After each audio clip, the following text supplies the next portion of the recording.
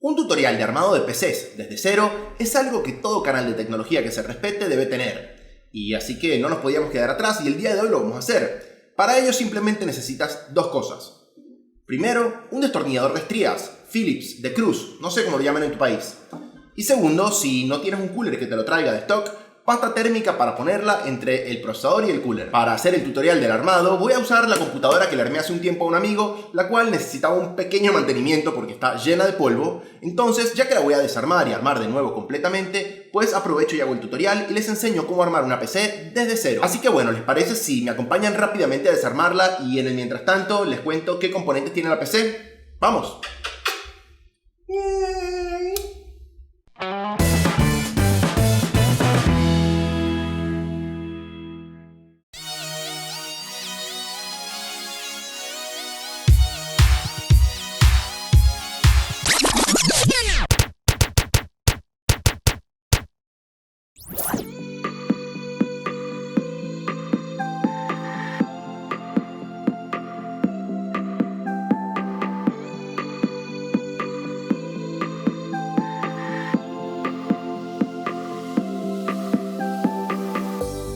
Y bien, empecemos entonces con el armado de la PC. En general, no hay un orden específico en el que armar la computadora. Este es el orden que yo utilizo y que me parece más cómodo, pero pueden hacer los pasos diferentes si gustan. Otra cosa es que siempre se recomienda usar una pulsera antiestática para el armado de PCs. Yo la tengo, pero jamás la he usado porque me parece muy incómoda, y la verdad, nunca he tenido inconvenientes, pero no podía dejar de decirlo. El primer paso es ensamblar todo lo que se pueda sobre la tarjeta madre fuera del gabinete. Esto nos permitirá trabajar más cómodos.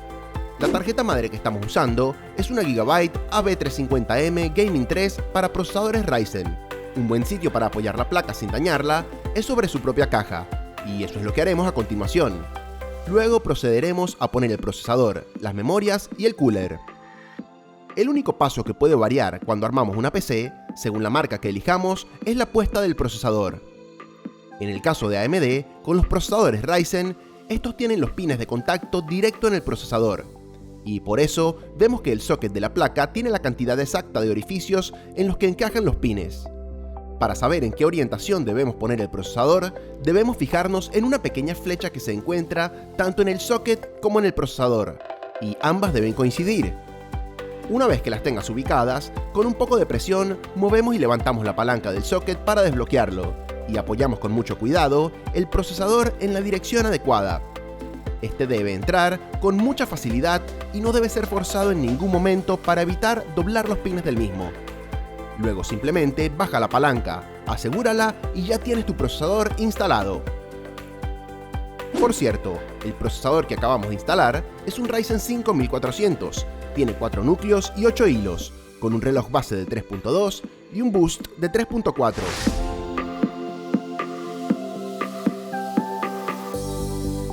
En el caso de Intel se invierten los papeles. El procesador tiene los contactos y la placa madre tiene los pines. Sin embargo, el resto del proceso es muy similar al de AMD. Hay que buscar la flecha tanto en el procesador como en el socket y alinearlas ambas.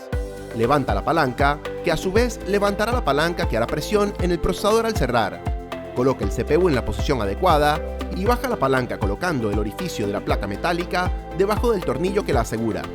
Y listo, de nuevo ya tienes tu procesador instalado. Llegó la hora de instalar la RAM. Para este build estaremos utilizando dos sticks de Corsair Vengeance DDR4 de 3000 MHz. Para instalarlas tenemos que tener varias cosas en cuenta. Lo primero es que queremos aprovechar la tecnología del Dual Channel. Para ello, las dos memorias siempre se deben instalar en los sockets del mismo color, pero hay incluso un color que va a tener mejor rendimiento que el otro, dependiendo de la tarjeta madre que usemos. En este caso lo recomendable es dirigirse al manual en el que vemos que para obtener el máximo performance, los dos módulos de memoria deben instalarse en el socket 1 y 2.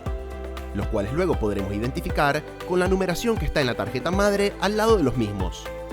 Dicho esto, abrimos los precintos de seguridad de cada socket y nos fijamos de qué lado se deben instalar las memorias. Para ello, miramos que los contactos de la memoria tienen dos lados, uno más largo que el otro, lo cual coincide con el socket, que también tiene dos espacios divididos, uno más largo que el otro. Simplemente coloca la RAM haciendo que esto coincida y empuja con un poco de fuerza hasta que el módulo entre completamente y los precintos se cierren solos por completo. Vas a escuchar un característico clic cuando esto ocurra. Y ya tu RAM está perfectamente instalada. El último paso, antes de irnos al gabinete, es instalar el cooler del procesador. Como vamos a usar el cooler stock de AMD, lo primero que tenemos que hacer es retirar las piezas que trae de fábrica la tarjeta madre, que se utilizan para sujetar algunos tipos de water cooling y otros coolers en general. Simplemente sacamos los 4 tornillos que sujetan las piezas y los removemos con cuidado, ya que no queremos sacar el backplate que viene de fábrica con la placa. Si tu cooler es nuevo, probablemente ya tenga la pasta térmica preaplicada, por lo que puedes saltarte el paso que vamos a hacer a continuación. En caso de que estés usando un cooler usado o que simplemente quieras usar tu propia pasta térmica y hayas limpiado la original del cooler, tienes que aplicarla directo al procesador. Hay muchos métodos para hacer esto, y no voy a entrar en el dilema de cuál método es mejor, ya que en repetidas ocasiones se ha demostrado que, por lo general, es irrelevante, siempre que se ponga la cantidad adecuada. Yo utilizo la técnica del grano de arroz, y les aseguro que va bastante bien. Consiste en aplicar una pequeña cantidad de pasta en el centro del procesador, aproximadamente del tamaño de un grano de arroz, la cual se esparcirá automáticamente al instalar el cooler y hacer presión sobre el CPU.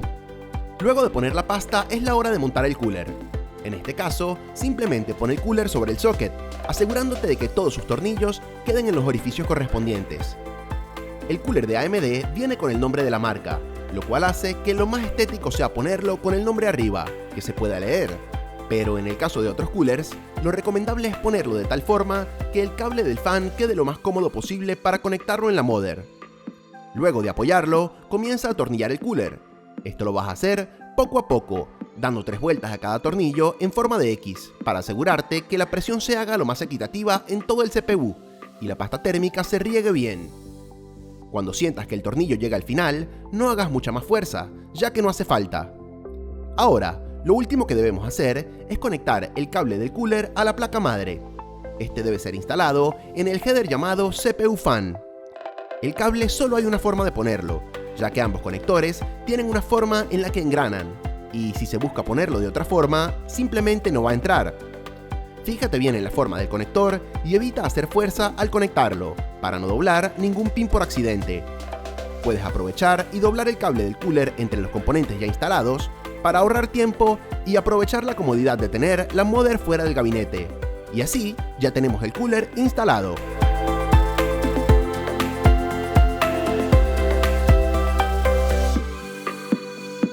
El próximo paso que yo suelo hacer es instalar la tarjeta madre en el gabinete. Para ello lo colocamos acostado y nos fijamos si tiene o no instalados los tacos en donde se apoya la placa madre. En este caso ya están instalados, pero si tu gabinete no los trae, debes fijarte qué formato es tu placa y poner todos los tacos o standoffs en las posiciones que tu placa tenga orificios. Estos tacos son inconfundibles y se ven así como en esta foto. Luego de esto viene el paso más difícil de armar una PC. No es instalar el CPU, no es poner bien la pasta térmica o hacer el cable management, no, es poner el fucking IO Shield en el gabinete. Parece muy simple, es poner a presión esta placa de metal en la parte de atrás, con los puertos en la orientación adecuada. Por lo general, los orificios redondos del audio van hacia abajo. Sin embargo, es bastante fastidioso, y así como puede calzar bien al primer intento, te puede llevar varios minutos ponerlo si es tu primera vez. Una vez que lo logramos, volvemos a acostar el gabinete y procedemos a poner la placa madre. Fíjense que todos los puertos coincidan bien con el IO Shield y que los orificios de los tornillos queden alineados con los tacos de los que hablamos antes. Luego, solo resta poner los tornillos sujetadores. Los vas a reconocer principalmente porque son los que vienen en mayor cantidad en la caja de tu gabinete, pero además porque son los únicos que entran de forma correcta en los tacos, así que es casi imposible que pongas los tornillos errados. Asegúrate de ponerlos en todos los orificios y de apretarlos solo lo justo. No te excedas de fuerza para no hacerle daño a la placa.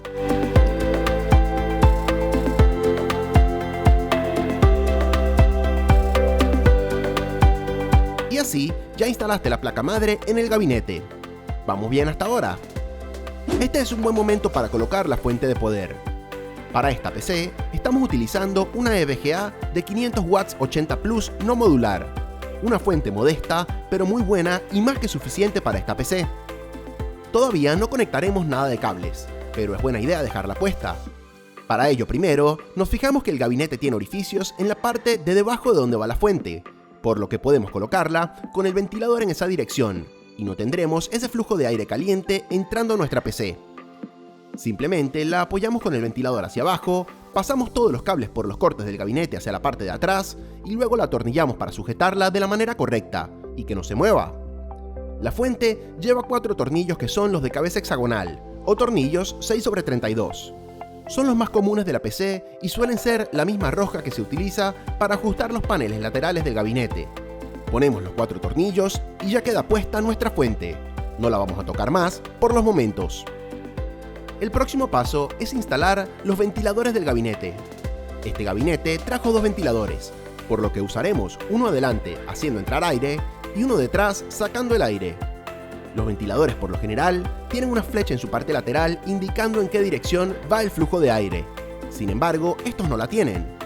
Por regla general, va en dirección hacia la parte del ventilador en donde está el cable y la estructura plástica que lo sostiene. Así que nos guiaremos por eso. Otro consejo al poner los ventiladores es colocarlos con el cable apuntando hacia el lado de la placa madre. Así te ahorrarás trabajo al momento de hacer el manejo de los cables más adelante.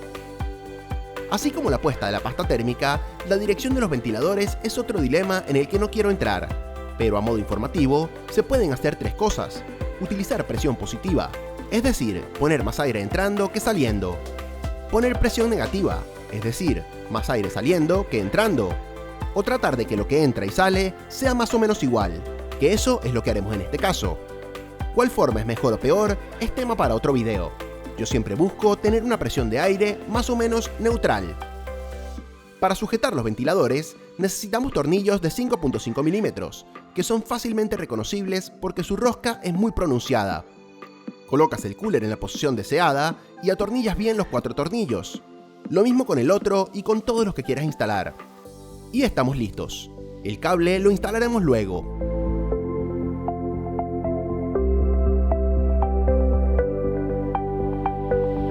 El próximo paso para mí es conectar los cables del panel frontal. Este es otro paso que suele dar miedo a los primerizos, pero no hay que darse mala vida. Para empezar, quiero decir que aún conectando algo mal, es muy difícil que algo malo pase. Sin embargo, tratemos de hacerlo todo bien, ¿vale? Tu mejor opción, si nunca has armado una PC, es buscar el manual de la tarjeta madre. Ahí encontrarás cómo conectar absolutamente todos los cables del panel frontal.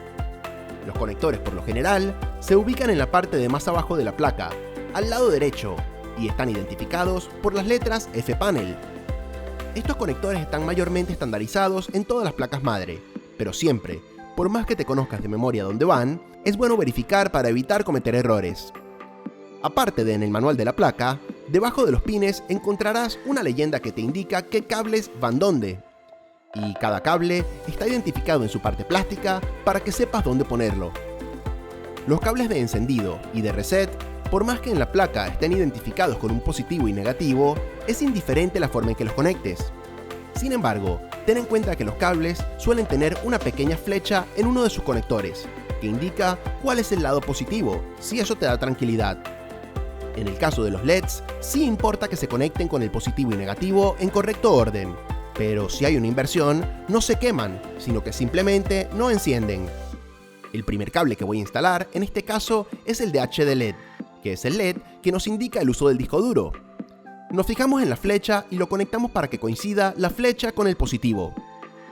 Vamos con el cable de reset, aplicando ahora la misma técnica.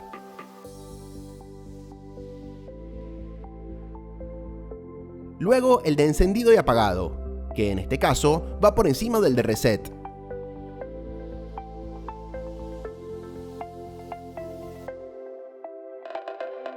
Y por último, tenemos los cables de Power LED, que indican cuando la PC está encendida, y que por algún motivo se borró la grabación de su instalación, pero el positivo va aquí y el negativo aquí. Este video no quiero que se enfoque en este gabinete en particular, porque la idea es que funcione para cualquier persona. Sin embargo, les comento que en este punto tenemos que poner el cobertor de la fuente de poder, porque si no, los cables quedan atravesados y no permiten luego su correcta instalación. Bien, sigamos con los dos cables restantes del panel frontal.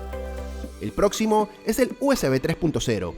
Este cable es bastante grueso e incómodo de conectar en muchos casos, y nos habilita los puertos USB del panel frontal.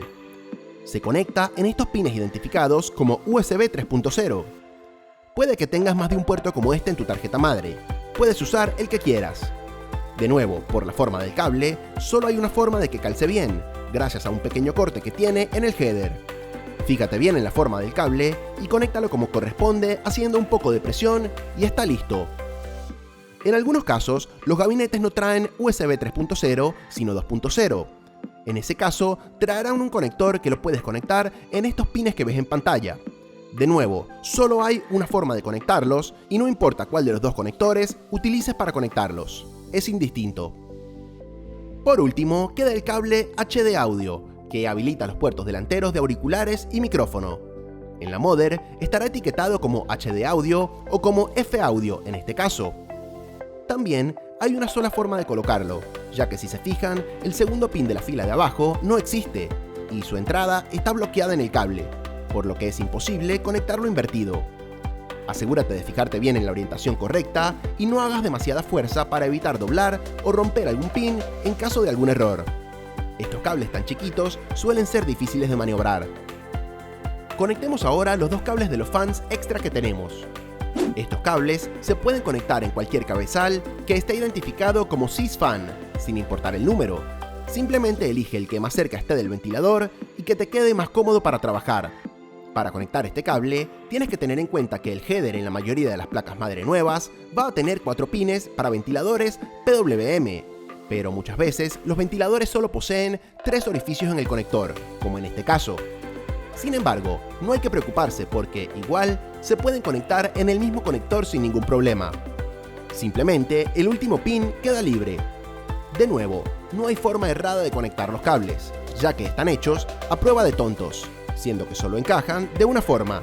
Si los ves detalladamente, al instante te darás cuenta de cómo conectarlos, al igual que como hiciste con el ventilador del procesador un rato antes.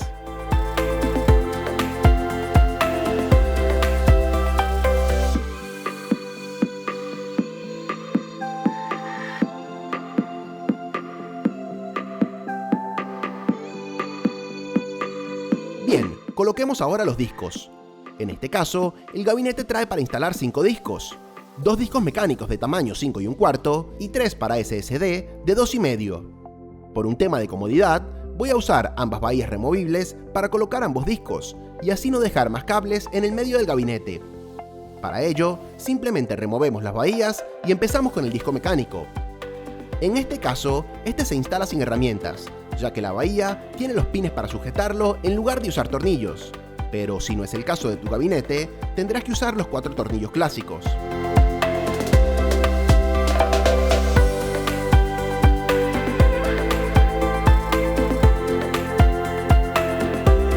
El SSD, obviamente, es mucho más pequeño que la bahía que estamos usando, pero esta tiene 4 orificios en los que el disco puede atornillarse sin problemas. Así que hacemos eso, asegurándonos de dejar los puertos en la orientación adecuada, hacia afuera, y estamos listos.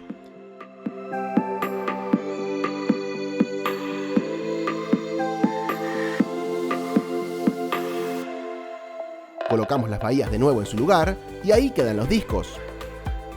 Ya estamos bastante cerca del final, solo falta conectar los cables de la fuente, acomodar un poco el cablerío sobrante e instalar la GPU. Vamos entonces con el próximo paso, que también a la gente le suele dar un poco de miedo, pero que no tiene nada de complicado: conectar los cables de la fuente. Hay 3 tipos de fuente: las modulares, cuyos cables se desconectan todos; semimodulares, que tienen los cables básicos conectados y los demás son removibles; y no modulares, que todos los cables están pegados a la fuente, como en este caso. Para las modulares y semimodulares, hay que elegir qué cables se van a usar, para conectar exclusivamente esos, y así evitar tener cables de más. En este caso, elegiremos los cables que vamos a usar, y los otros los ataremos para evitar que usen más espacio del debido. El proceso es similar de cualquier forma, Los primeros cables que vamos a ver son los principales, entre comillas. Son tres. Primero, el cable de 24 pines, que va directo a la tarjeta madre y se va a usar siempre, más allá de la PC que estemos armando. Luego tenemos el cable PCI Express, que es un cable de 6 u 8 pines, que además se divide en dos conectores iguales. Este cable se utiliza para conectar la tarjeta de video o GPU o cualquier accesorio PCI Express que tengamos que requiera energía adicional. Nosotros lo usaremos para conectar nuestra tarjeta de video. Por último, tenemos el cable de CPU, que como su nombre lo indica, alimenta el procesador, y también va conectado directo a la tarjeta madre. Si se fijan, se separa en dos partes de 4 pines cada una. Esto es porque dependiendo del modelo del CPU y de la placa madre, se necesitan conectar 8, 12 o incluso 16 en las tarjetas más enfocadas en hacer overclock. Los otros cables que podemos encontrar en una fuente son los que alimentan los discos duros u otros accesorios que requieren poder, por ejemplo, un water cooling o algún sistema de iluminación. Estos cables son de dos tipos, SATA o Molex. Los SATA son los que usaremos para conectar los discos de esta PC, y como podemos ver, cada cable trae 3 conexiones, por lo que un solo cable es suficiente para nuestros dos discos. Los conectores Molex eran usados años atrás, pero en algunos casos hay accesorios que todavía los usan, por lo que es común ver que todas las fuentes aún traigan este tipo de conectores o que al menos traigan un conversor de SATA a Molex. Los dos cables que no vamos a usar los enrollamos y atamos, y los apartamos para luego guardarlos en un espacio libre del gabinete. Conectemos entonces de primero el cable de 24 pines. Este suele ubicarse en la parte central del lateral derecho de la tarjeta madre, por lo que hay que llevar el cable a través del pasacables de goma para que quede lo más cercano posible. Como ha ocurrido con el resto de los cables, solo hay una forma correcta de conectarlo, gracias a la forma de sus pines y a que tiene un precinto de seguridad que solo encaja de una forma. El cable de 24 pines tiene dos partes que debemos juntar manualmente para conectarlo, ya que debe entrar todo a la vez. Asegúrate de que quede bien conectado.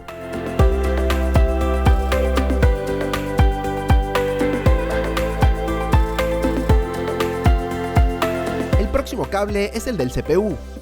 Este suele ubicarse en la esquina superior izquierda de la placa madre, y en ocasiones suele ser difícil de conectar si la placa tiene disipadores muy grandes, pero no es nada del otro mundo. Igual que con el cable de 24 pines, debes juntar sus dos partes y conectarlas juntas, o de lo contrario, no entrarán. También solo hay una orientación posible para cada cable, por lo que debes fijarte en su forma y no habrá posibilidad de error. Conectemos ahora los cables de poder SATA del disco duro. De nuevo, solo hay una forma correcta de conectarlos, ya que la conexión tiene forma de L. Hay que fijarse muy bien para acertar la orientación y conectarlo como corresponde. Haremos exactamente lo mismo para los dos discos usando el mismo cable. Aprovechando que estamos en esta zona, conectaremos los cables SATA de datos, los cuales van del disco a la placa madre, y son los que ves en pantalla en este momento. Al igual que los SATA de alimentación, el conector tiene una forma de L para evitar errores, pero es mucho más pequeño.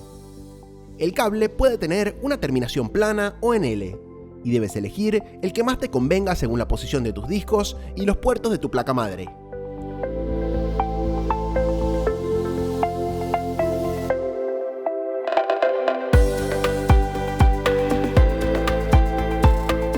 Una vez conectados en los discos, pasamos a buscar los puertos SATA 3 en tu placa madre. Los SATA 3 específicamente son los que más ancho de banda tienen, así que siempre busca esos. Por lo general, se ubican debajo del cable de 24 pines y estarán numerados como en este caso, del 0 al 4 o al número de puertos que tenga la placa. El puerto en el que conectes los discos no es realmente relevante, pero asegúrate de saber qué cable corresponde a cada disco, lo cual te hará la vida mucho más fácil si necesitas desconectar algo en el futuro. Yo suelo usarlos por orden, más por costumbre que por otra cosa, poniendo el disco del sistema operativo en el puerto 0. Bien, este no es un video en el que trataré el tema del manejo de cables. Simplemente te digo que la idea es que queden lo menos visible posible en la parte de adelante y lo más amarrados y ordenados posible en la parte de atrás. Se suele recomendar que antes de pasar tiempo ordenando los cables, conectes todo y prendas la PC primero para asegurarte de su funcionamiento. Pero como esta PC ya estaba armada y sé que funciona, lo haré en este momento antes de conectar la GPU. Ten a la mano precintos y aprovecha todos los puntos de anclaje que te dé tu gabinete para ordenar lo mejor posible. Y ahora sí, vamos a poner la GPU. En este caso, estamos usando una Asus Strix GTX 1050 Ti versión overclock. Es una placa de gama baja de la última generación, pero que permite jugar la mayoría de los juegos actuales a una resolución de 1080p con valores medios o altos. La placa siempre deberá instalarse en el primer puerto PCI Express de la placa madre, que es el más cercano al procesador. Para ello, lo primero que se debe hacer es remover con un destornillador las placas protectoras del gabinete que corresponden a los dos slots que ocupa la GPU. En algunos casos puede ser un solo slot y en algunos 3. Luego, si no está abierta, se abre la palanca de seguridad del puerto PCI Express y finalmente instalamos la GPU. La colocamos en el puerto haciendo presión suficiente hasta que escuchamos el característico clic del cierre automático de la palanca de seguridad. Un truco interesante para evitar lo que se conoce como CPU sag, es decir, que la GPU se incline por su propio peso, es levantar con una mano la GPU cuando la estés atornillando, para asegurarte de que quede lo más arriba posible. En este caso la GPU no es tan pesada, por lo que no tenemos demasiado problema. Simplemente colocamos los dos tornillos y listo. Finalmente, el último paso para tener nuestra PC lista es conectar el cable de alimentación de la GPU. En este caso, como vemos, solo se requiere un cable de 6 pines, pero puede llevar 6, 8, 14 o 16 pines según el modelo de la GPU. Ahí vamos a conectar el cable que mencionamos antes, identificado como PCI Express. De nuevo, por su forma y por el gancho de seguridad, no cabe la posibilidad de error al conectarlo. Lo conectamos con fuerza y finalmente tenemos lista nuestra PC. Y bien, no queda más que terminar de cerrar el gabinete, poniendo los filtros de polvo correspondientes, los paneles laterales y estamos listos. Como vieron, armar una PC no es física cuántica, simplemente se trata de paciencia y de prestar atención a lo que se hace. Les agradezco muchísimo a todos los que vieron el video completo y espero les haya sido de muchísima utilidad. Ah, y disculpen mi voz, pero la gripe me está matando. Si el video les gustó, revienten ese botón de me gusta y suscríbanse al canal. Además, activen las notificaciones haciendo clic en la campanita de la derecha del botón de suscripción para no perderse más nunca ni un video nuestro. De nuevo, muchas gracias por vernos, mi nombre es Guayán y nos vemos pronto en un nuevo video de Saras Tech.